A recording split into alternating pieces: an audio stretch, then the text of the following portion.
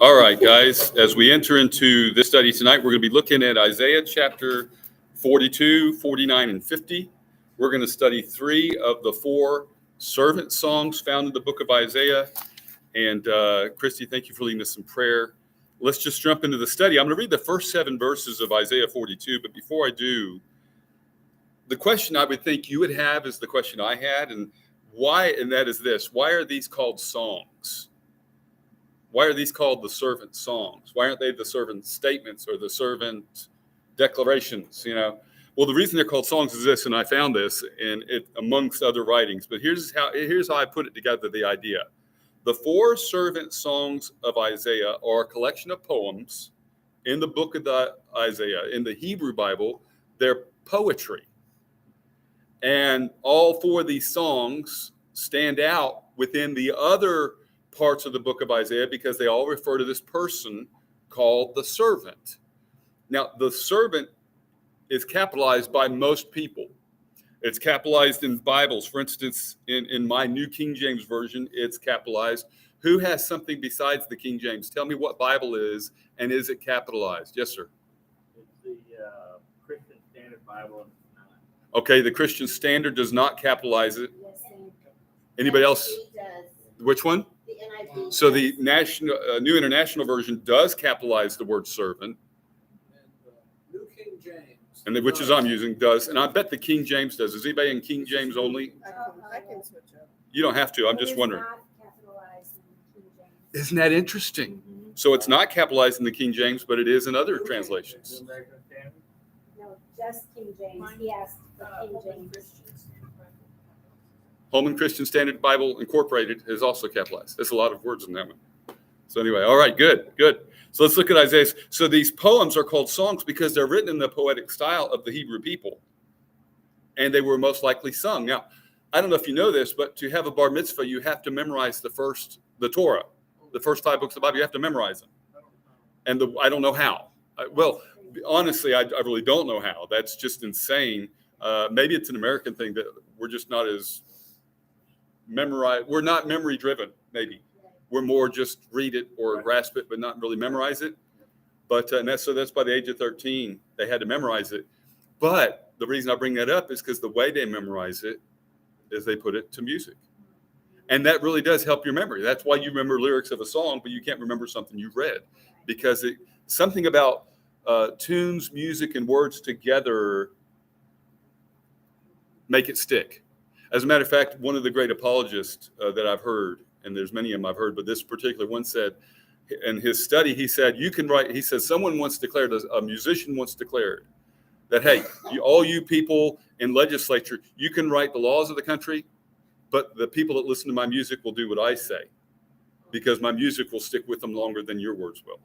And it's true. So basically saying you can write the rules, but they're going to obey me because my words will stick with them longer. And that's a very true thing. So it's a valuable thing to sing the scriptures. So here we are, Isaiah 42, verses 1 through 7. Behold my servant, whom I uphold, my elect one, in whom my soul delights. I have put my spirit upon him. He will bring forth justice to the Gentiles. He will not cry out, nor raise his voice, nor cause his voice to be heard in the street. A bruised reed he won't break, and a smoking flax he will not quench. He will bring forth justice for truth. He will not fail, nor be discouraged, till he has established justice in the earth, and the coastlands shall wait for his law. Thus says God the Lord, who created the heavens and stretched them out, who spread forth the earth and that which comes from it, who gives breath to the people on it and spirit to those who walk on it. I, the Lord, have called you in righteousness. Now he's talking about his servant. I, Yahweh, or Jehovah, because it's all capitals, L-O-R-D, which in the New King James and the King James, that lets you know that the translators are translating not the word Adonai or Elohim, but Yahweh, which is the transliteration of word we have, Jehovah. That's how they designated that being that name. I, Jehovah, have called you in righteousness. That phrase is important, and I'll tell you what it means in just a moment. and I will hold your hand. I will keep you. Now, underline this phrase because it's important too. And I will keep you and give you as a covenant to the people. That is such a powerful statement about the servant. He's going to give this servant as a covenant to the people and as a light to the Gentiles, to open blind eyes, to bring out prisoners from the prison, those who sit in darkness from the prison house. Now, you can continue to read the next two verses, 8 and 9, at your leisure at a different time, all in one setting. They sort of like bring to a conclusion the thought about the servant, but the direct thoughts that are being spoken about the servant are verses 1 through 7. Now, we've looked before at the Spirit of the Lord that has been given to this servant, and we found that in Isaiah chapter 11. We're not going to go back to Isaiah 11, but the sevenfold Spirit of God is talked about in Isaiah 11, and I'm just going to highlight it real quick. Some of you have notes on this already.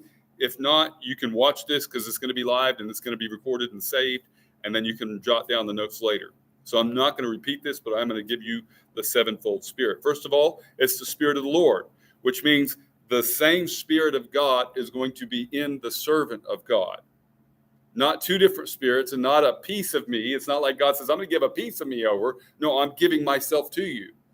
Now, in the spirit realm, as we talked about in the study we just had about the evil spirits that roam the earth today, those spirits can only be in one place at one time. So if someone was possessed with the spirit of Ishtar, which we've talked about, that demonic spirit, no one else could have that spirit inside of them because that spirit is secluded and can only be individually possessed. Whereas the Spirit of God can be in Christy and in each one of you without diminishing God. He's giving a part of himself to you and still fully himself. That's just a unique thing that only God can do. So God is saying, I'm giving my spirit in whole to my servant while still being God. So the sevenfold Spirit of God is first the Spirit of the Lord, which means the very Spirit of the very God, the living, the one true God, will rest in and on the person of the servant. Second of all, it's the Spirit of wisdom, which means he'll have a special skill set. It's the Spirit of understanding, which means he'll have unique ability. It's the Spirit of counsel, which means he'll be able to give advice as if God was giving advice. It's the Spirit of might, which means he'll have a strength and fortitude that comes from God himself.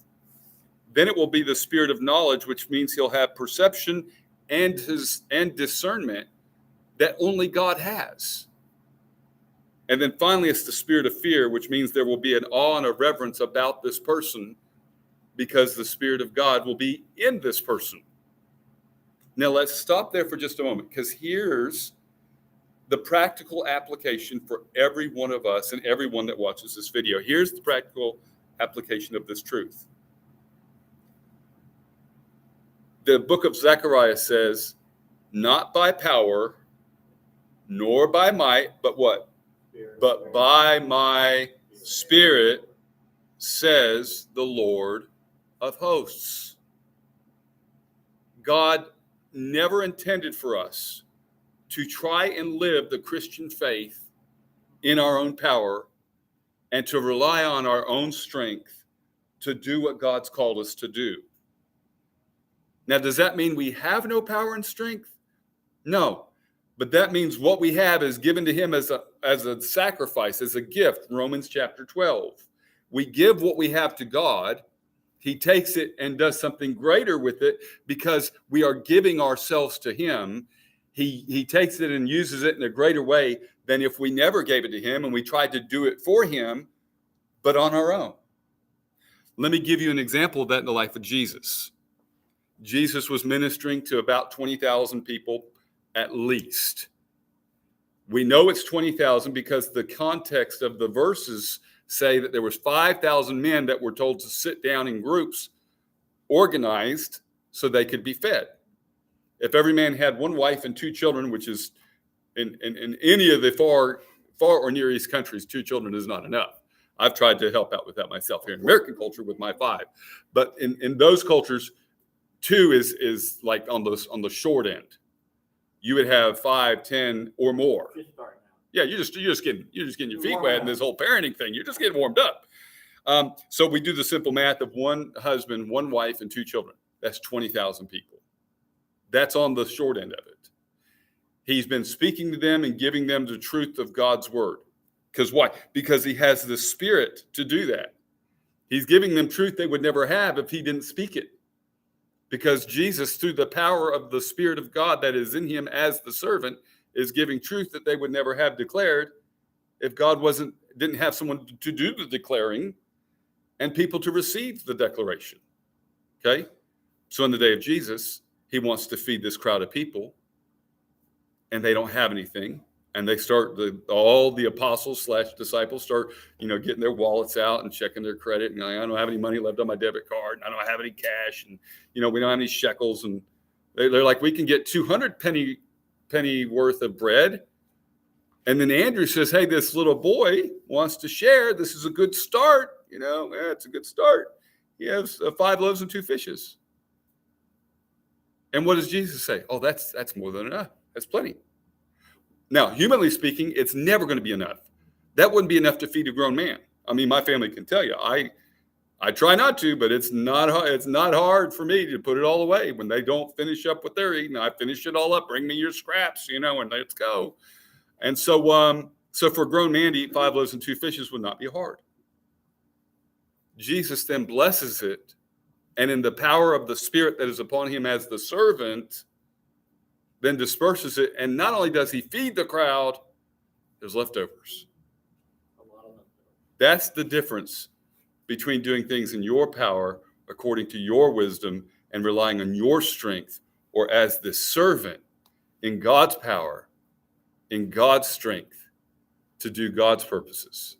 So, Go turn the AC just a little cooler. It just feels a little warm in here. so you're just a saying little warm. reference to the servant psalms Yes, sir. are all referencing Jesus?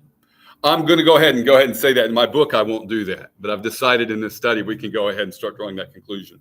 Because we're going to see that this does, if anybody is true to who these servant songs are talking about, historically and otherwise, when you start taking down, and at some point I do want to maybe have a revisit to this lesson, but give you the anatomy of Jesus, the spiritual anatomy, and the spiritual makeup, and how all these things, and that'll happen once I get done with this book.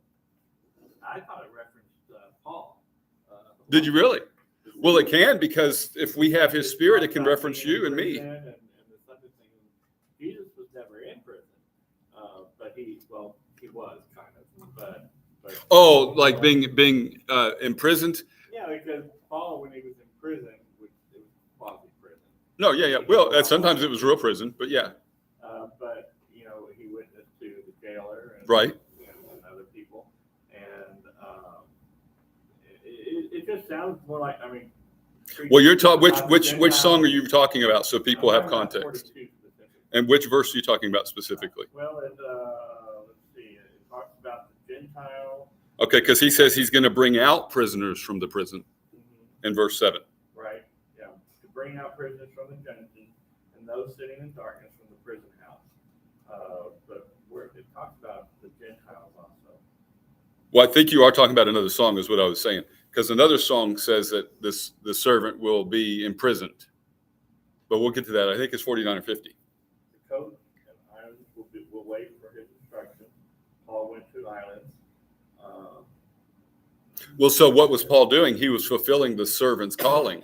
Right. He was taking what the servant had done, and like Jesus said in the book of Acts, my ministry's just begun, but it will continue through you. So and really it relates, like I was getting ready to say when you said it actually relates to you and me and to all of us here. And we need to take the role of the servant, but we also need to serve God in the power of the Spirit. And that application cannot be lost on us. We can't think that this was just for this servant.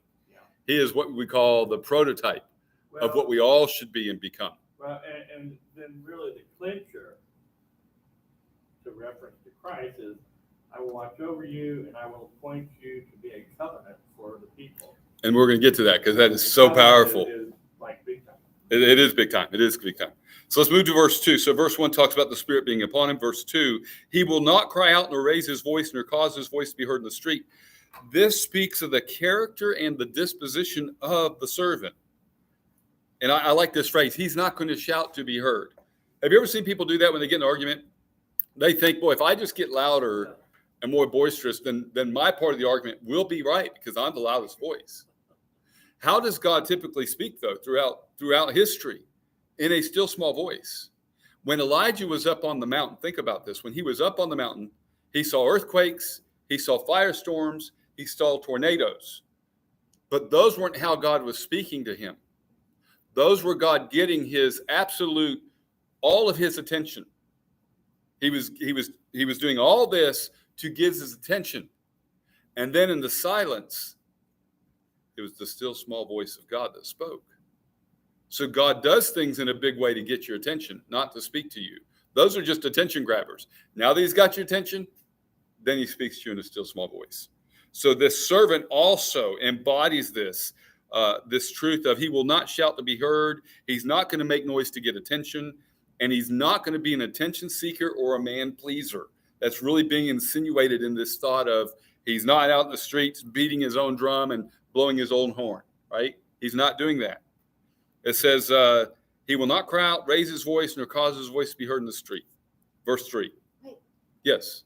That also makes me think of when Jesus is carrying a cross, he was quiet, like a lamb to It does say that. We're going to get to that in Isaiah 53. As a lamb led to the slaughter, so he opened out his mouth. Yeah, so he was quiet also, wasn't crying out or Right. yelling. Or Like, oh, this hurts. I don't want it. Stop. None of that ever took place. Same thing. True story. And we're going to see that here as well as we look at the next two Psalms. Verse 3, a bruised reed he will not break, and a smoking flax he will not quench. He will bring forth justice for truth. So the actions and demeanor of the servant, they're not aggressive, they're kind, they're gentle. He's very meek because he does not abuse his position or his authority. Because think about that. We're talking about a servant, but we're talking about a servant that has the very power of God in them and on them, which some would then take and abuse that because I'm the man of God or I'm the woman of God and I have God's power and you need to listen to me. He never turned that to abuse people with that. And I taught this when I taught the Beatitudes, and you were the only one here for that. But when it says the meek shall inherit the earth, a meek person is different than a humble person. A meek person is actually the opposite of a humble person. A humble person is humble because they have no strength, they have no power, they have no authority, they have no pull within society. They're the poor and the downcast and the outcast.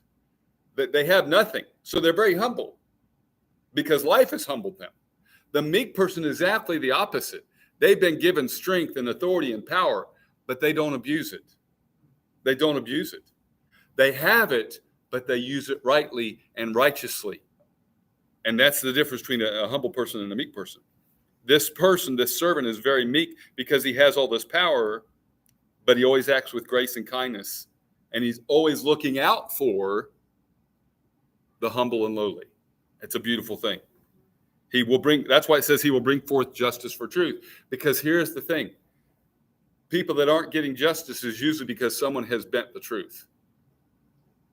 They've taken the truth and twisted it so that they get their justice, but not the justice that's deserved. This servant is going to take and give justice according to the truth. Or they're being corrupted by a biased judge. Exactly. And he can't be corrupted and he won't be biased. And that's a great point because he can't be and he won't be. He's going to give you justice according to truth. So then we move on to verse 4. He will not fail nor be discouraged till he has established justice in the earth. So this servant's job and position goes beyond the realm of Israel and beyond the borders of Israel and beyond the community of the Jewish people. And this justice that he's going to establish according to God and God's calling on his life and God's purpose for this servant is to literally consume the entire world, justice across the planet. That would be an amazing thing. We haven't seen it yet. We will one day when this servant then becomes the sovereign. I don't know if you guys know this, but the three Psalms, there's a Trinity. Psalm 22, 23, and 24. it'd be a good study for you. It's very interesting. Psalm 23 is the suffering servant. Psalm 22 is the suffering servant. Psalm 23 is the shepherd. And Psalm 24 is the sovereign. The servant that suffers, the shepherd that leads, and the sovereign that rules. And they're all three together, 22, 23, 24. Maybe one day I'll write a book or do a study on that with everybody, of going through each of those and showing the suffering. Because here's the thing. Before you can ever wear a crown, you have to bear a cross. There's literally no way around that. There's no way around that. And you could say, well, someone was born with a silver spoon in their mouth and they got this high position and eventually became the CEO of this incredible company. Yeah, okay, maybe they didn't suffer, but someone else did. Someone else had to go through the hard knocks. Someone else who had to get their hands dirty and blood, sweat, and tears for someone else to wear the crown. So sometimes that crown is given to people, but for most of us, if we're ever going to wear the crown, we have to bear the cross. And a trilogy of songs brings that into fruition. But let's continue on. So in verse 3, it says, verse 4, he will not be discouraged till he has established justice in the earth, and the coastlands shall wait for his law. In other words, the entire earth is waiting on this servant and what he has to say, because they're going to follow what he says. Now, I borrowed this next thought that I'm going to read to you from the book called Behold My Servant. And it's an incredible book that I've read this year about the servant song. Because as I was studying this, I tell Christy, buy me this book, and then it shows up from Amazon, and then I read it, and then I integrate it into my studies. So here's what it says on page 33 of Behold My Servant. The words are the same as in the previous verse. He will not burn dimly or be bruised. What the writer of the book, Behold My Servant, is saying is, when it says he will not fail nor be discouraged, it means he won't be a broken reed. He won't be a smoking flax that is quenched. He's not, in other words, he's not going to let anything keep him from accomplishing what God has called him to do. He will not let it, whatever comes against him, he will not let it break him. And whatever comes against him, he will not let it put out his light. That's powerful. Because what is that? That is poetry. But because we don't speak Hebrew, read Hebrew, or understand the Hebrew language and how it's written, we're reading in English, and we don't see that in this verse at all. We don't see that he will not fail nor be discouraged as referring to anything in the previous verse. But it's actually in the Hebrew a play on the words. Not only will he not break a broken reed or put out a smoking flax, he won't be broken and he won't be quenched. Is that not powerful? He will not stop until what he's doing is done. So basically, 3 is a 4 is a play on 3. 4 is a derivative of 3. Poetically. Yeah, and that's a beautiful thing. So now here's some thoughts I wrote about this as well. Although his servant will not despise the frailty of others, he will not be or become frail himself in any sense, morally or otherwise.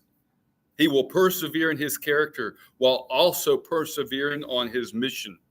He won't be weak in his work, and he won't quit on the job. Failure for the servant will never be an option. He will not fail.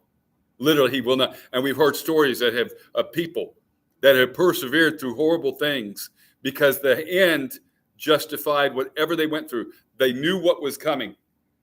Let's put that in the context of Jesus. Quickly, someone turn to Hebrews chapter 1, verse 2. And the rest of you just CRF, Hebrews 12, 1 and 2. But Allie, Hebrews chapter 12, verse 2, as we once again equate this to the person of Jesus Christ, read to us verse 1 and 2 together out loud.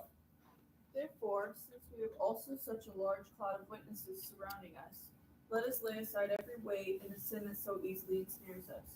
Let us run with endurance the race that lies before us, keeping our eyes on Jesus, the source and Hold on real quick. So keeping our eyes on Jesus, putting aside things that are going to keep us from running our race effectively. They're not sins, but they're things in our life that would preoccupy us and keep us from doing what we're supposed to do. That's sort of like, they're like rabbit trails. Instead of staying on the main trail, we rabbit trail to other things. Stay focused, get rid of the things that are holding you back, And then read the next thought out loud for us, Allie. The source and perfecter of our faith, who for the joy that lay before him endured a cross and despised the shame, and has sat down at the right hand of God's throne. And that's the servant. For the joy that he's going to receive, he'll put up with anything now because of what's later. That's the total opposite of society in America today. We live for the moment, and we just brush away any thought of eternity. When God says live for eternity and brush away the allurements of the moment, it's actually the opposite. But we have embraced living for now, forgetting that we'll live forever somewhere. And there's people like these guys. There were 7 or 8 guys out there gave gospel tracts to. One says, "Oh, I don't need it." And in my mind, I'm thinking, one day you're going to stand before God in heaven. And if it's a movie screen or whatever it's going to be, God's going to show, if not this moment, another moment where someone was willing to give you the truth of how to see your soul saved for eternity. And you're going to see on the screen, "Oh, I don't need that." And they're going to weep because they're going to be, "Now I need it. And now I can't have it." It's going to be the same thing that went through the minds of the people that left scratch marks on the side of the ark because the door was closed and no one could open it because God closed it. There's coming a day. And so people that are watching this, if you watch this and you don't know Jesus Christ the Savior, there's coming a day when these opportunities that you're getting right now will be gone, but you will stand in judgment of what you've heard. And so we all need to be aware of that very real thought. Let's go to verse 5. Thus says God the Lord. And this verse 5, there's no commentary for me. It's just showing, first of all, once again, I'm beating a drum that I enjoy beating. But if you don't believe God created the world, you stand in opposition to great men of God like Moses, Isaiah, Jeremiah, Jesus, John, Peter, Paul. They all believe God created the world. And then Jesus himself believed God created it in 6 unique days and created a 7th day as a day of rest. So if you don't believe that, I'm sorry, because there's some really good Christian people that don't believe that. And I'm like, you're wrong. Just like my brother. I mean, you're wrong because you're not disagreeing with me. You're disagreeing with the word of God. So Isaiah says, "Thus says God the Lord, who created the heavens, stretched them out, who spread forth the earth and that which comes from it, who gives breath to the people on it and spirit to those who walk in it." He's literally describing the events of Genesis 1 and 2. God created man out of the dust of the ground and breathed into him the breath of life. And instantly man became something that wasn't there before, came into being. Man became a living soul. Eternal. Verse 6. So in the spirit of the strength of who God is and what God is able to do, he says this in verse 6. "I, Jehovah, have called you my servant in righteousness." And I'm going to explain that in just a moment because it's really cool.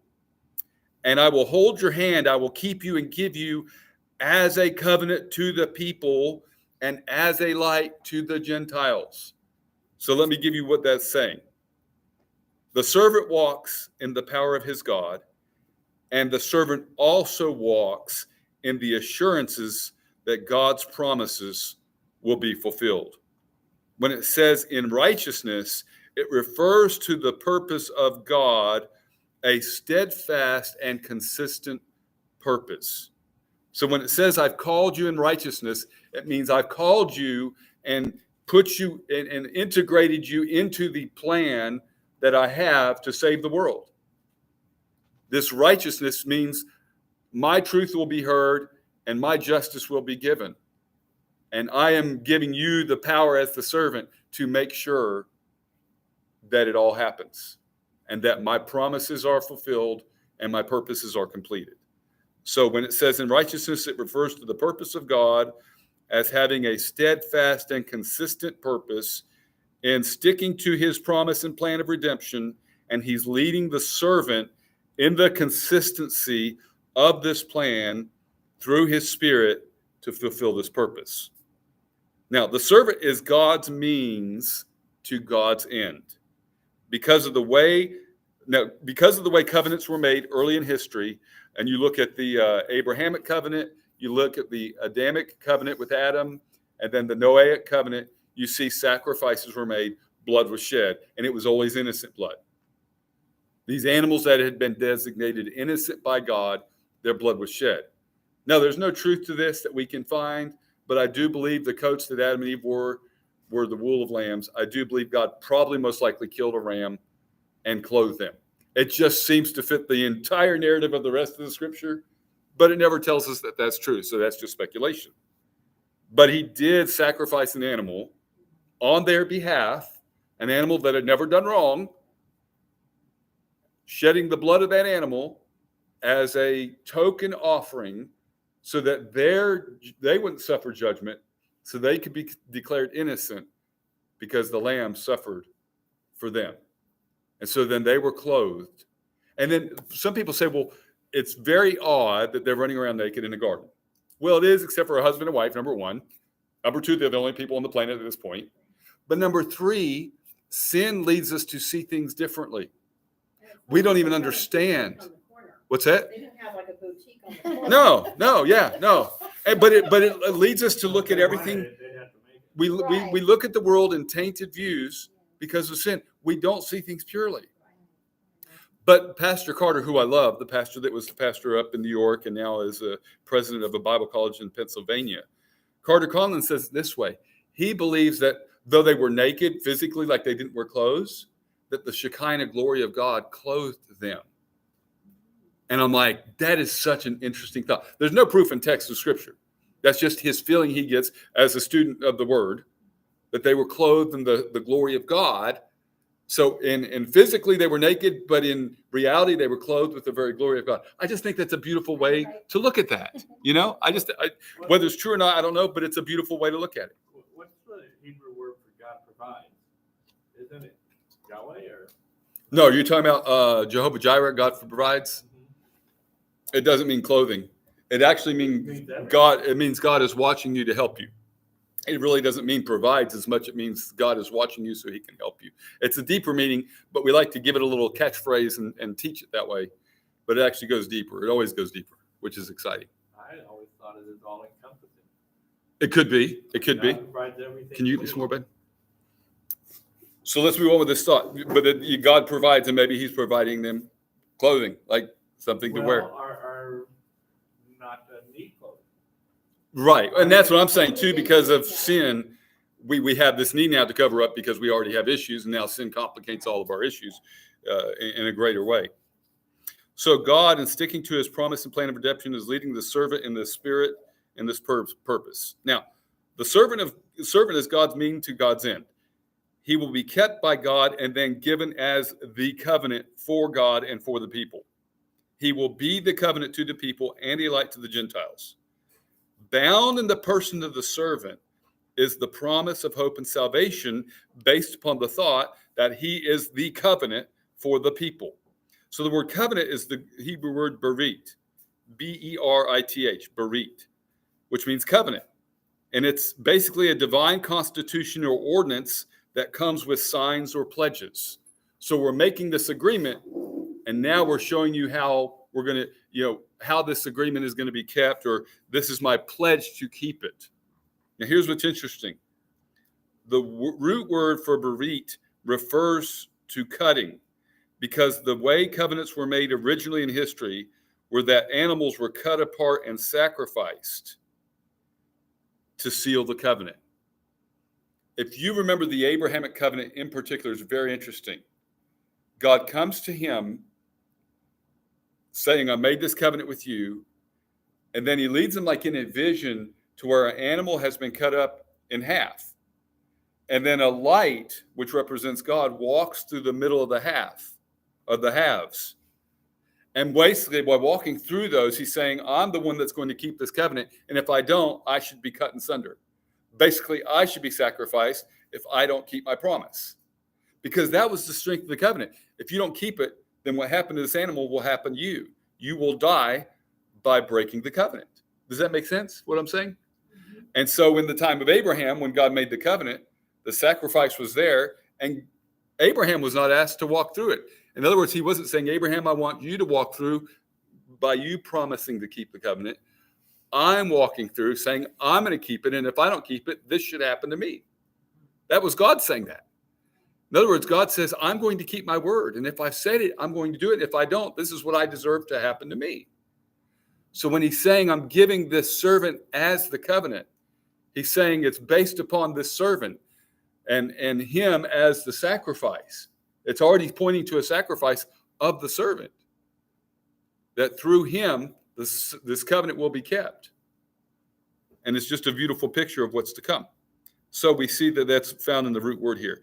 When covenants were made, blood was shed, innocent blood, saying, let this happen to the keepers of the covenant if they don't keep the covenant.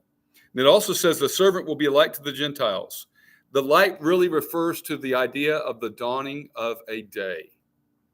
Now, you guys have heard the phrase in the English world, when we, especially in American, is it called euphemisms? When we say things like, has it ever dawned on you? You know, in other words, has the light ever shined? We talk about, we see it in the cartoons, a little light bulb comes on.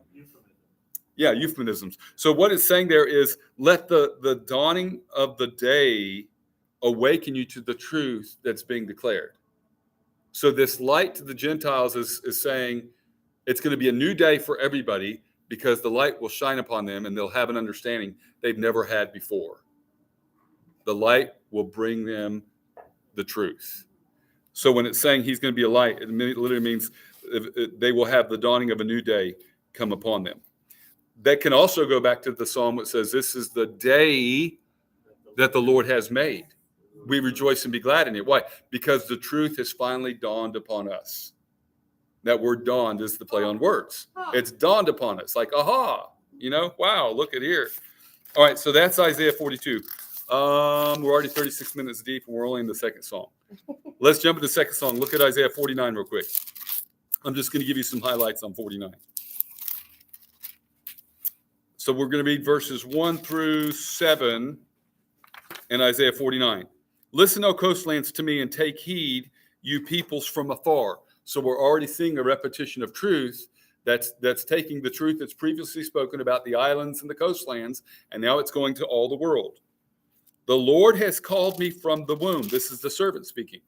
From the matrix of my mother, he has made mention of my name. Now, as we talk about the person of Jesus Christ, he was given his name before he was ever born. But his name wasn't Jesus. What was the name that God gave Joseph to call his child? Emmanuel. What does Emmanuel mean? God is literally present with us. Jesus was given the name. God is now here, present with us. That's what it's talking about here in this verse. He has made mention of my name. He's already told them what my name's going to be. Verse 2, he has made my mouth like a sharp sword, and in the shadow of his hand he has hidden me, and made me a polished shaft. In his quiver he has hidden me. A sword is up close combat. An arrow is long distance combat. We are in a spiritual war. The servant has been fashioned for the spiritual war to bring victory. Now, the words are cutting, but they're true. And a sword was a very powerful weapon. It was basically the handgun of their day. If you watch The Chosen, that when they're going to have a tense moment, swords start coming out, you know? And the tense day today, if someone's robbing your house, the handgun or whatever comes, you're like, look, you don't want this, but I've got the power to win a victory over what's the evil that you want to bring on me. I can defeat your evil. The sword defeats the evil. We also see in the book of Ephesians, when it's talking about spiritual warfare, that the word of God is a sword, right? So we see that already being played out here. Now, what's interesting, though, it says, he has hidden me. In the shadow of his hand, he has hidden me. God hid away his servant for 30 years in the shadow of his hand, and he allowed him to be born in Bethlehem, as promised by the prophets, but to grow up in Nazareth in a hidden away small corner of the world. It's basically like the town that Paige was born. She wasn't born there. She was born in the town that actually had a hospital. Paige was born in Missouri. We lived in a little town of less than 400 people called Elsinore. She was born in the metropolis 25 minutes away of 16,000 people at Poplar Bluff, with just huge town compared to little Elsinore, right? God hid his son away, not in the popular city or the main city of Jerusalem or Joppa, but in the little nothing town. And we saw it made fun of all through the New Testament. He's from Nazareth. Can anything good come out of Nazareth? I mean, does anything good happen there? Yeah, they're a bunch of hicks, you know, hicks from the sticks. It's Nazareth. And that's really how it was looked upon. Why did God allow him to grow up in Nazareth? Because he's hiding him away in his hand till it was time to be revealed. He was refining him and getting him ready. It was a polished shaft. He had hidden away for a special purpose. By the way, if you study arrows, not all arrows are made the same. And each arrow has a different meaning and a different purpose. And if you have a really skilled hunter who's been shooting bow and arrow for their whole life, you ask them, do you have a special arrow? Oh, yeah. This is the one. If I see something that I know, if I'm just going to give it a shot and I don't know if I'm going to get it or not, I'll just pull out whatever arrow. But if I know I have a good shot and I can take this thing down and it can become meat on the table, I'm not leaving that to any arrow. And they'll pull out their favorite arrow and they'll put it in, string it up and let it go. Does that make sense? And literally, you talk to anybody that's been hunting, because I've studied this stuff. And these hunters will have a special arrow that they use for that one moment when they want to get the job done. I'm not just using any arrow in my quiver. I'm using this one. It's the straightest. It's the one that's the straightest, that they practice. They know what its abilities are. And in the skilled hand of that hunter, with that incredibly special arrow, the job will get done. Jesus was hidden away by God in Nazareth. Then when it was time, he pulls him out and says, here's my beloved son in whom I am well pleased. And he unleashes him into the world to do what he was purposed to do. That's the beauty of verse 3. Verse 3. And he said to me, you are my servant, O Israel, in whom I will be glorified. Now, here's an interesting play on words. He calls the servant Israel. Why? Because the servant will embody everything God wants and wanted Israel to be and to become. Because then through Israel, he wanted them to embody everything he wants for the world to be and to become. They were designed to be a whole nation of priests to give the world the truth of God. And that's what we are now called to do. God has called us to be the light to the world, to share the truth of God with the whole world around us, to be a nation of priests, to take the truth of God into the world around us. And that's why in this particular verse 3, and we're going to stop here, I'm going to do the rest on a video and I'll send you the link through a text this week. So I'll finish up this study later this week and share it with you. And I'll finish off chapter 49 and chapter 50, just giving you some of the notes that I've gotten here. But I wanted to stop there because I think that was a beautiful thing. Once again, poetically. Are you also maybe making a correlation between Psalm 22, 23, and 24 with Isaiah 42, 49, and 50? I think they go along great with it, but not all three of them. Only Psalm 22. Only Psalm 22.